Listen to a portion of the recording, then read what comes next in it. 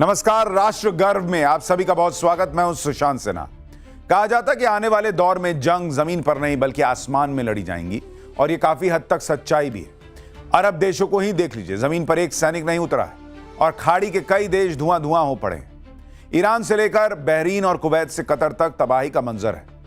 मतलब यह कि अब वो दौर आ गया है जब हाथ में राइफल लेकर जवान आक्रमण करते थे, उससे आगे की बात ज्यादा होने लगी।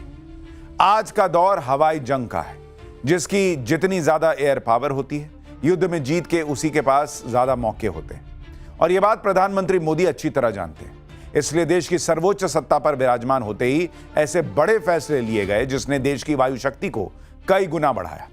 पिछले 11 साल में इंडियन एयरफोर्स ने वो मकाम हासिल किया जिस पर पूरा राष्ट्र गर्व करता है। आज राष्ट्र गर्व में बात देश के इन्हीं वायु वीरों की।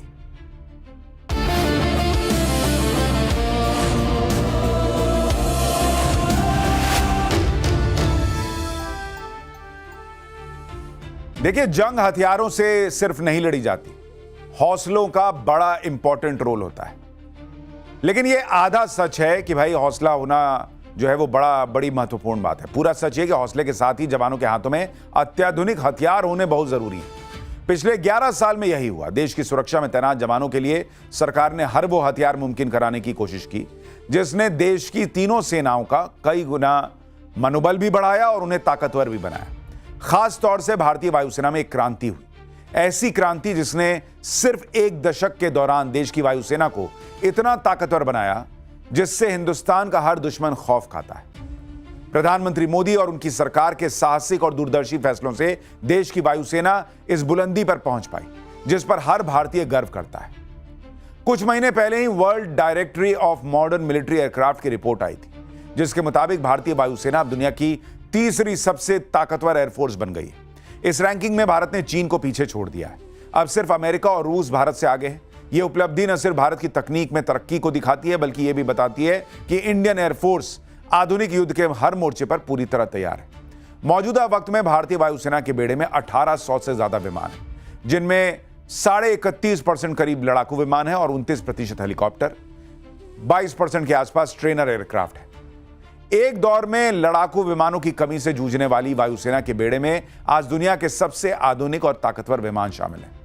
भाई राफेल है, सुखोई 30 MKI है, मिराज 2000 है, मिग 29 है और स्वदेशी तेजस जैसे फाइटर जेट से दुश्मन का कलेजा कांप जाता है। यह है आज की भारतीय वायुसेना की ताकत और इस पर राष्ट्र गर्व होना चाहिए।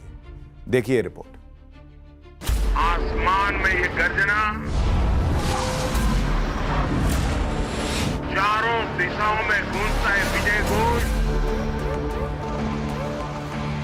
ये नए भारत का आह्वान है।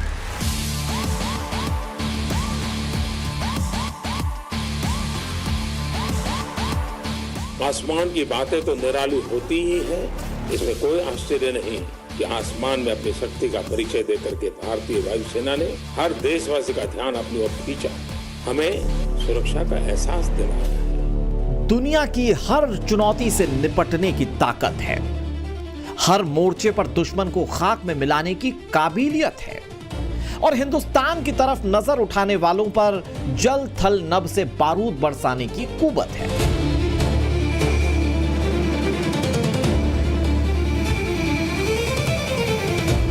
रेगिस्तान की रेत हो या बर्फीली सरहद, समंदर का पूर्वी छोर हो या पश्चिम का किनारा, जिक्र जब शौर्य और पराक्रम का आता है तो एक ही नाम सामने आता है और वो है इंडियन एयरफोर्स।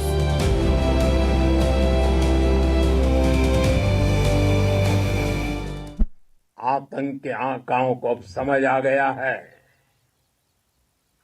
भारत की ओर नजर उठाने का एक ही अंजाम होगा, तबाही।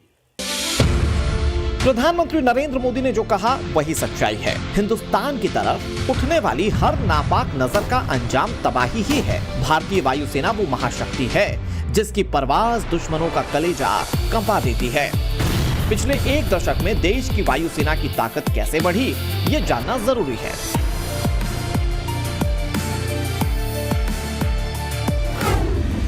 2016 में फ्रांस के साथ 36 राफेल फाइटर जेट्स की डील हुई, जिसे अब आईएएफ में शामिल कर लिया गया है।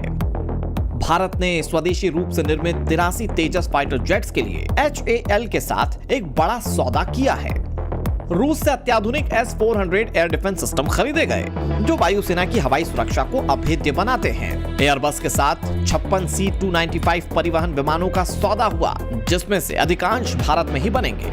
अमेरिका से AH-64E अपाचे और CH-47F चिनूक हेलीकॉप्टर्स की खरीद हुई। इतना ही नहीं, पिछले महीने यानी कि फरवरी में 114 राफेल लड़ाकू विमान खरीदने के लिए 3.6 लाख करोड़ रुपए की मंजूरी दे दी गई है, जो देश के अब तक के सबसे बड़े रक्षा सौदों में से एक है।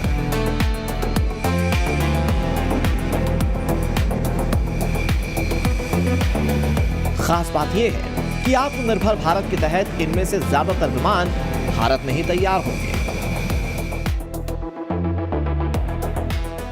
सेनाओं के सशक्त होने के लिए उनका आत्मनिर्भर होना बहुत आवश्यक है। यह प्रधानमंत्री नरेंद्र मोदी की साहसिक और दूरदर्शी फैसले ही हैं। मेक इन इंडिया ने कैसे देश के डिफेंस सेक्टर में ऐतिहासिक कामयाबी हासिल की है, इसका अंदाजा इसी से लगाया जा सकता है कि भारत अमेरिका और चीन के बाद एशिया का तीसरा सबसे बड़ा डिफेंस पावर बन चुका है। ऑस्ट्रेलिया के थिंक टैंक लोवी इंस्टीट्यूट ने एशिया पावर इंडेक्स 2025 में भारत की रक्षा ताकत का लोहा माना और कामयाबी का यह सिलसिला 2026 में भी जारी रहेगा। सरकार ने इसी महीने देश के डिफेंस एक्सपोर्ट को 30,000 करोड़ तक पहुंचाने का टारगेट रखा, जिसके 2029 तक 50,000 करोड़ तक पहुंचने की उम्मीद है। 2026 दिसंबर तक डोमेस्टिक डिफेंस प्रोडक्शन के वैल्यू को 1,60,000 करोड़ से ज्यादा करने का टारगेट रखा गया है। इसे 2029 तक 3 लाख करोड़ तक पहुंचाने का टारगेट है। सरकार चाहती है कि 2027 तक हथियारों में 70% आत्मनिर्भरता हासिल कर लें। यही वजह है कि वित्त वर्ष 2025 में 92% कॉन्ट्रैक्ट घरेलू कंपनियों को दिए गए। कुल मिलाकर भारत दुश्मनों की हर चाल से निपटने के लिए अपनी तैयारियों को पूरी रफ्तार के साथ आगे बढ़ा रहा है और डिफेंस के मोर्चे पर आत्मनिर्भर भारत का अभियान तेजी से आगे बढ़ रहा है। हमारा हर औजार, हमारा हर शस्त्र, हमारा हर पुर्जा जैसे जैसे भारतीय होता जाएगा, हमारी ताकत को 4 चांद लग जाएंगे। मोदी सरकार का फोकस इस बात पर है कि सेना को ज्यादा से ज्यादा देश में तैयार हथियार मिले। इसके लिए कई बड़े कदम उठाए गए। देश की डिफेंस प्रोडक्शन कंपनियां जहां काफी आगे बढ़ रही हैं, तो वहीं विदेशी कंपनियां भी आकर भारत में ही प्रोडक्शन कर रही हैं। मसलन इजराइल की IWI जहां PLR कंपनी के साथ मिलकर देश में बंदूकें बना रही है, तो वहीं कोरिया की कंपनी L&T के साथ मिलकर होवित्जर तोपें तैयार कर रही हैं। इंडियन एयरफोर्स का इतिहास आजादी से पहले से ही शुरू होता है। आधिकारिक रूप से भारतीय वायुसेना 8 अक्टूबर 1932 को अस्तित्व में आई और उसी दिन 6 भारतीय कैडेट्स को रॉयल एयरफोर्स कॉलेज क्रॉमवेल से कोर्स पूरा कर लेने के बाद किंग्स कमीशन या आधिकारिक ओहदा मिला।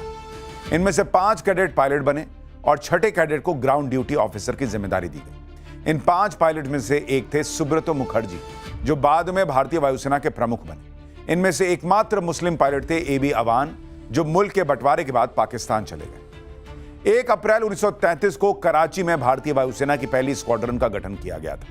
इस स्क्वाड्रन में सिर्फ 4 वेस्टलैंड जहाज शामिल थे। बंटवारे के बाद देश के हिस्से में 7 फाइटर और 1 ट्रांसपोर्ट स्क्वाड्रन आई, जबकि पाकिस्तान को 2 फाइटर जेट और 1 ट्रांसपोर्ट स्क्वाड्रन मिली।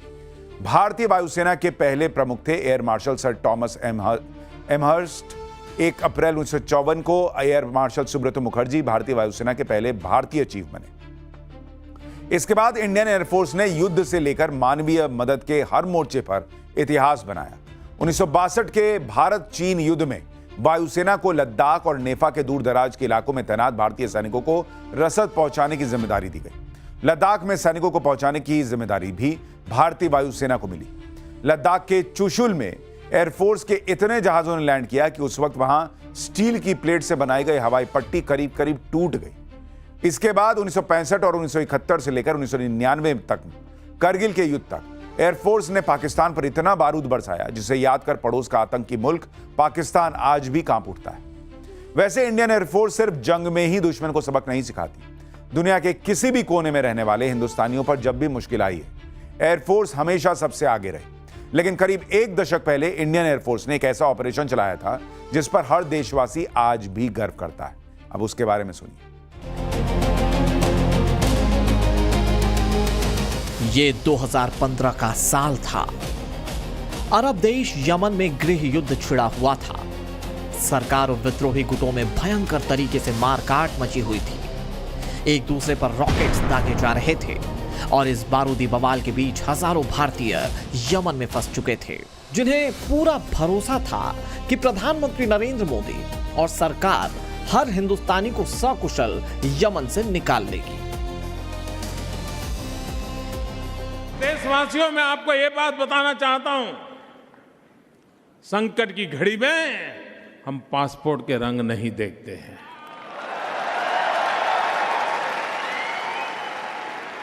अपनों के लिए जो भी करना पड़ता है पूरी शक्ति लगाकर करते हैं। यमन से भारतीयों को निकालने के लिए दिल्ली में मंथन हो रहा था। युद्ध की वजह से सामान्य विमानों की उड़ान संभव नहीं थी, लिहाजा एयरफोर्स ने मोर्चा संभाला और मिशन को नाम दिया गया ऑपरेशन राहत, जिसके तहत वायुसेना के C-17 ग्लोब मास्टर विमानों को मोर्चे पर लगाया गया। 1 अप्रैल से 9 अप्रैल 2015 की सुबह तक भारतीय वायुसेना के विमानों ने तकरीबन 18 उड़ानों के जरिए ऑपरेशन राहत को सफलता के अंजाम तक पहुंचाया। इस ऑपरेशन के तहत यमन से 6,710 लोगों को निकाला गया। निकाले गए लोगों में 4,748 भारतीय और 1,962 विदेशी नागरिक शामिल थे। सिर्फ यमन की राजधानी सना से ही भारतीय वायुसेना ने 2,900 लोगों को एयरलिफ्ट किया। ऑपरेशन राहत के जरिए भारत ने वो कर दिखाया जिसे अमेरिका समेत बड़े देश सोच भी नहीं पाए। बस दूर से भारतीय सेना की जांबाजी को देखते रहे। मुश्किल के वक्त में भारत दुनिया के लिए देवदूत बनकर उभरा। 26 देशों ने अपने नागरिकों को बाहर निकालने के लिए भारत से गुहार लगाई। भारतीय सेना ने 41 देशों के नागरिकों को नई जिंदगी बख्शी। यमन ही नहीं, यूक्रेन से भी भारतीयों को वापस लाने के लिए एयरफोर्स ने बड़ा मिशन चलाया था। फरवरी 2022 में रूस ने यूक्रेन पर हमला कर दिया, जिससे यूक्रेन में पड़ने वाले हजारों भारतीयों पर संकट आ गया। कीव समेत यूक्रेन के अलग अलग शहरों में बसे भारतीय लगातार मदद की गुहार लगाते रहे। हालात को देखते हुए भारतीय वायुसेना ने मोर्चा संभाला। ऑपरेशन गंगा शुरू किया गया, जिसमें भारतीय वायुसेना के C-17 भारी मालवाहक विमानों का इस्तेमाल किया गया। रोमानिया, पोलैंड और हंगरी के रास्ते 22,000 से ज्यादा भारतीय नागरिकों को सुरक्षित स्वदेश लाया गया। इस ऑपरेशन के तहत भारत ने न सिर्फ अपने नागरिकों बल्कि बांग्लादेश और नेपाल जैसे पड़ोसी देशों के नागरिकों को भी यूक्रेन से निकाला था। प्रधानमंत्री नरेंद्र मोदी ने जो कहा वो सच्चाई है।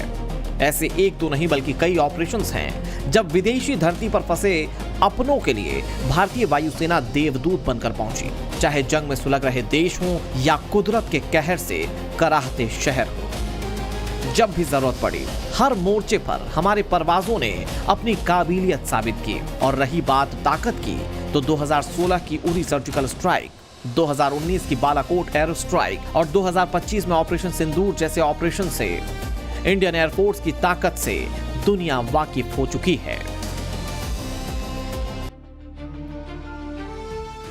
आजादी के बाद हुए 17 लोकसभा चुनावों में देश ने 22 सरकारें और 15 प्रधानमंत्री देखे। यकीनन इन सभी सरकारों ने राष्ट्र निर्माण में अपने विवेक के अनुसार कुछ ना कुछ तो योगदान दिया ही है, लेकिन ऐसी सरकारें बहुत कम ही दिखी हैं जिन्होंने लंबे वक्त तक छाप छोड़ने वाले काम किए। 2014 के बाद प्रधानमंत्री मोदी ने जो फैसले लिए वो मौजूदा दौर ही नहीं बल्कि आने वाले वक्त में भी अपनी छाप छोड़ेंगे। सवाल यह कि जो पीएम मोदी ने कर दिखाया वो बाकी सरकारें क्यों नहीं कर पाई। असल में पहले रक्षा खरीद की प्रक्रिया लंबी और जटिल होती थी, मतलब एक सौदे को पूरा करने में ही कई साल लग जाते थे। मोदी सरकार ने पूरे सिस्टम को सरल, पारदर्शी और तेज बना दिया। यही काम कांग्रेस कर सकती थी, जिसे 55 साल के शासन के दौरान 8 बार पूर्ण जनादेश मिला। तो फिर ऐसा क्या हुआ जिसे कांग्रेस नहीं कर पाई? और नरेंद्र मोदी ने कर दिखाया। खुद प्रधानमंत्री मोदी से सुनिए। कांग्रेस ने भारत के डिफेंस सेक्टर को कमजोर बनाए रखा। ये लोग सेनाओं के लिए हथियार खरीदने में भी अपना स्वार्थ देखते थे। पूरे देश ने देखा है कि कैसे इन लोगों ने पूरी ताकत लगा दी